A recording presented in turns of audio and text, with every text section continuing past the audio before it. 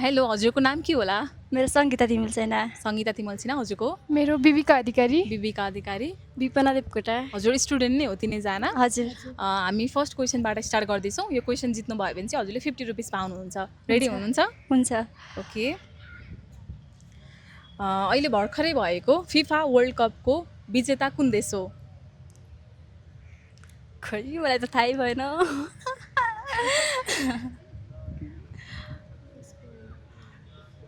अहिले जुन 2026मा भएको थियो नि वर्ल्ड कप, त्यसमा कुन देशले जितेको थियो?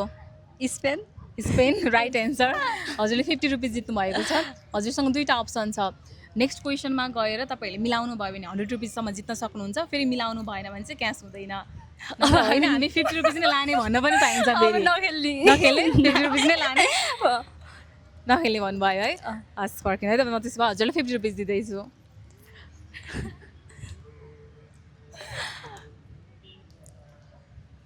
हजुर यो 50 रुपिसको के गर्नुहुन्छ अब? के गरौँला अब। ल, थ्याङ्क यू सो मच। उहाँहरूले 50 रुपिस जित्नु भएको छ। Thank you. पार्टिसिपेट हुनुभएकोमा रमाइलो भयो? एकदम। Thank you. Thank you.